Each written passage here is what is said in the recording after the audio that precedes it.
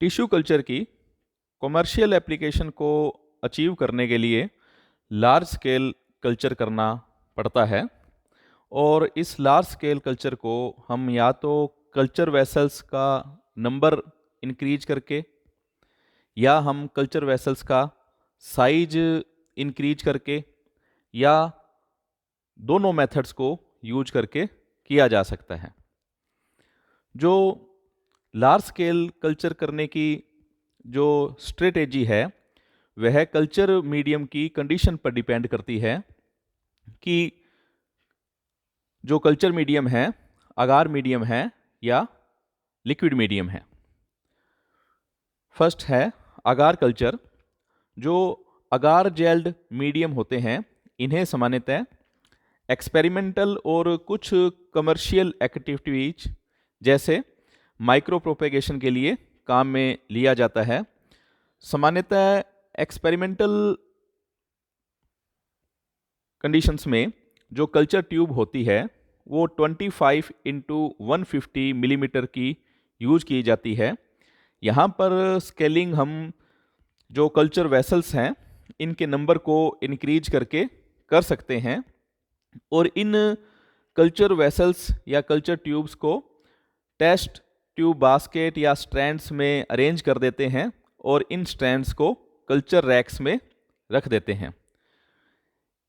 इसके अलावा जो स्केलिंग है उसे लार्ज कल्चर वेसल्स को यूज करके भी किया जा सकता है। सामान्यतः 500 ml वाइड माउथ बोटल्स को यूज किया जाता है, और इन वाइड माउथ बोटल्स में 2 से 4 सेपरेट इनोक्यूलम्स को रखा जाता है, और इन हाफ लीटर बोटल्स को सामान्यतः जो माइक्रो प्रोपेगेशन एक्टिविटीज है इसे कॉमर्शियल लेवल पर करने के लिए काम में लिया जाता है। अगार सेल कल्चर जब हम करते हैं तो इसमें ज़्यादा लेबर की ज़रूरत पड़ती है, क्योंकि सब कल्चरिंग के दौरान प्रत्येक जो कल्चर वेसल होती है इसको इंडिविजुअली हैंडल करना पड़ता है। सेकंड है सस्पेंशन कल्चर। सस्पेंशन कल्चर में लिक्विड मीडियम के यूज के कारण हम बहुत आसानी से और अत्यधिक मात्रा में स्केलिंग अप कर सकते हैं। इसके लिए हम बायोरिएक्टर्स को यूज करते हैं। इसके अलावा कुछ लिमिटेड अमाउंट में जो स्केलिंग अप है उसे लार्जर कल्चर फ्लास्क की सहायता से भी किया जा सकता है। बायोरिएक्टर एक प्रकार का कल्चर वेसल ही होता है जिसका वॉल्यूम अत्यधिक होता है और उसमें निम्न प्रोविजंस होते हैं। उसमें एरेशन का प्रोविजन होता है, और जो कल्चर मीडियम होता है उसकी स्टायरिंग का यानी उसे हिलाने का प्रोविजन होता है। उसमें कंटेमिनेशन कंट्रोल का प्रोविजन होता है, और उससे जो यूज्ड मीडियम है उसे रिप्लेस करने का प्रोविजन भी होता है। जो बायोरिएक्टर प्लांट सेल्स कल्चर के लिए यूज किए जाते हैं वे 4 प्रकार के होते हैं: batch bioreactors, continuous bioreactors, multi stage bioreactors, immobilized cell bioreactors. इनमें से जो फर्स्ट 3 बायोरिएक्टर है, batch bioreactors, continuous bioreactors, multi stage bioreactors, इन्हें स्टायर्ड टैंक रिएक्टर्स भी कहते हैं, क्योंकि इनमें जो कल्चर वेसल होती है उसमें स्टायरिंग के लिए एक डिवाइस होती है। अब हम इन चारों बायोरिएक्टर्स को वन बाय वन स्टडी करेंगे। Batch bioreactor.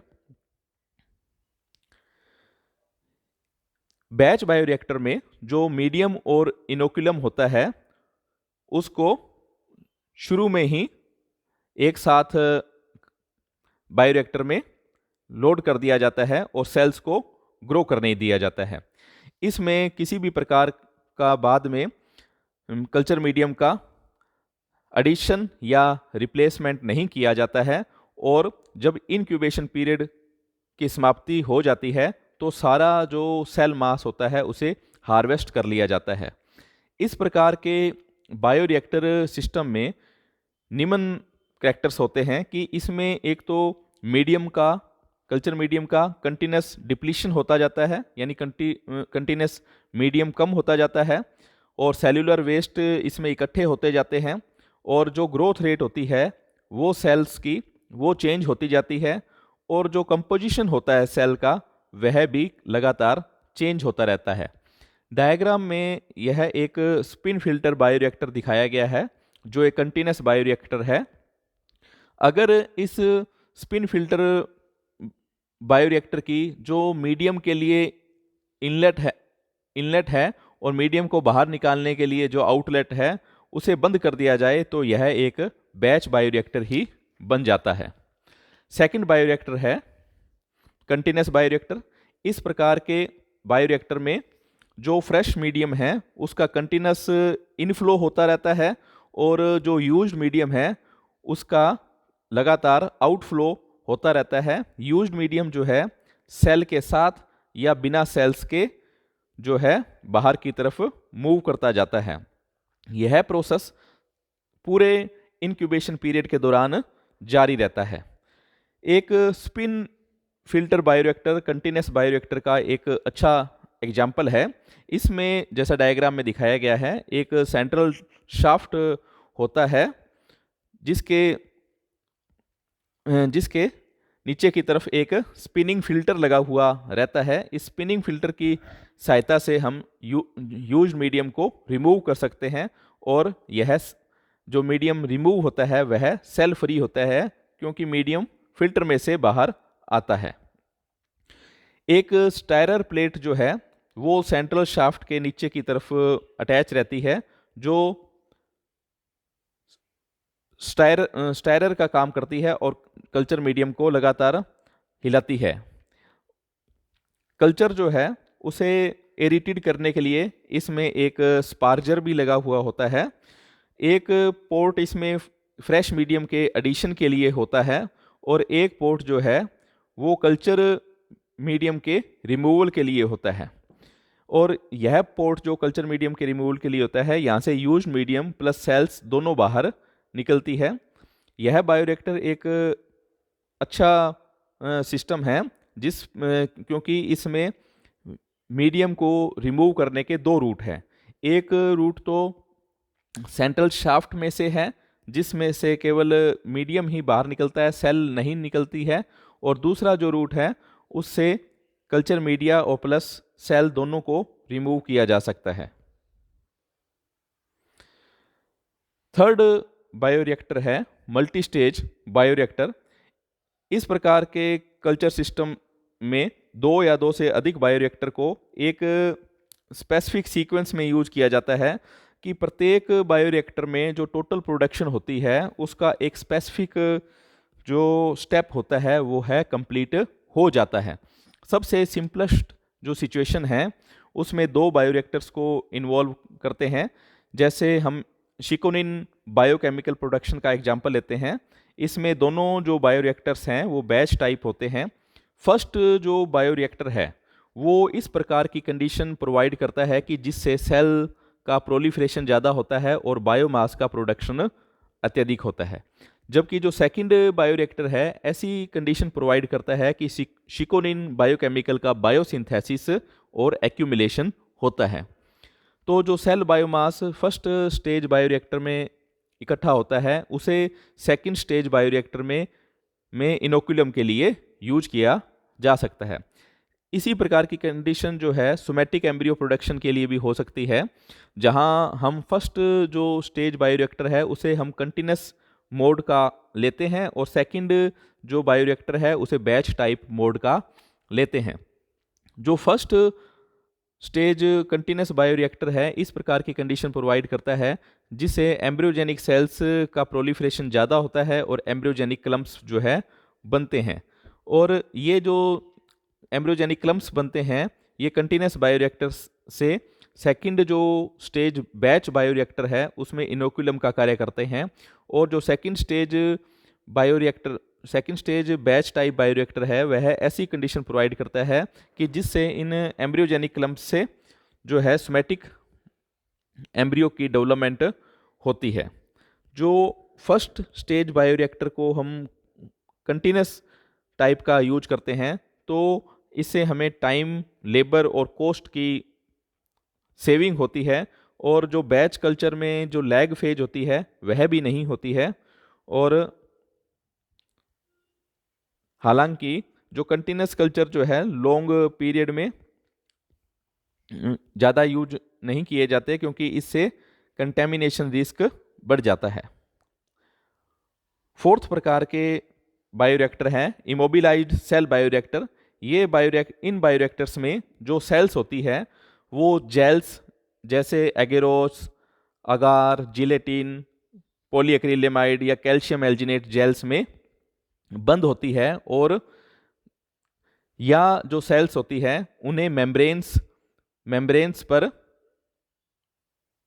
पर अटैच किया रहता है।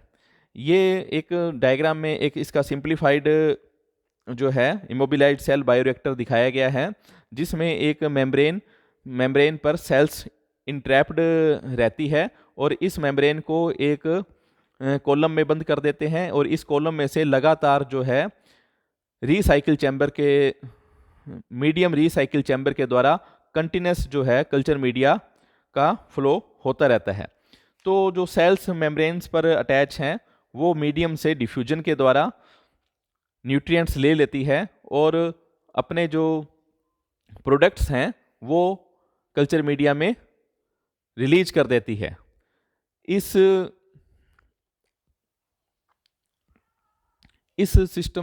सिस्टम में जो है मीडियम रीसाइकिल चैम्बर के द्वारा लगातार जो है फ्रेश मीडियम जो है ऐड होता रहता है, और जो यूज्ड मीडियम है वह लगातार जो है रिप्लेस होता रहता है।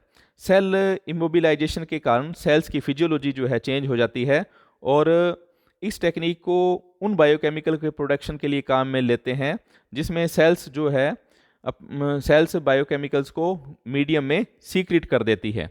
इमोबिलाइज्ड सेल बायोरिएक्टर जो है उसके कुछ एडवांटेज हैं कि इसमें जो सेल्स हैं वो वॉश आउट नहीं होती, कंटेमिनेशन रिस्क भी लो होता है, और इसमें सेल एग्रीगेशन साइज पर बेटर कंट्रोल होता है, और इसमें जो ग्रोथ फेज होती है वो प्रोडक्शन फेज से अलग होती है, और जो सेल्यूलर वेस्ट होते हैं वो रेगुलरली रिमूव होते रहते हैं। प्लांट सेल्स के लार्ज स्केल कल्चर में कई प्रॉब्लम्स भी आती है कि फर्स्ट तो यह है कि प्लांट सेल्स जो है उनकी ग्रोथ रेट स्लो होती है बैक्टीरिया और फंजाई की तुलना में। इसके लिए अत्यधिक लार्जर बायोरिएक्टर्स और लॉन्गर फर्मेंटेशन टाइम की आवश्यकता होती है। लॉन्ग फर्मेंटेशन टाइम के कारण जो है कंटेमिनेशन का रिस्क जो है वो इंक्रीज हो जाता है। इसके अलावा जो प्लांट सेल्स होती है वो शीयर के प्रति सेंसिटिव होती है। जब प्लांट सेल्स को कल्चर करते हैं तो उनमें कुछ साइटोजेनेटिक, जेनेटिक या एपिजेनेटिक वेरिएशंस आ जाती है जिससे उनमें चेंजिंग हो जाती है। इसलिए प्रोलोंग्ड जो कंटिन्यूस कल्चर है उन्हें यूज नहीं किया जाता। और बायोकेमिकल प्रोडक्शन के केस में ऐसी कंडीशंस जो ग्रोथ को फेवर करती है वो बायोकेमिकल प्रोडक्शन को सप्रेस करती है, और ऐसी कंडीशन जो बायोकेमिकल फॉर्मेशन को फेवर करती है वो ग्रोथ को सप्रेस करती है।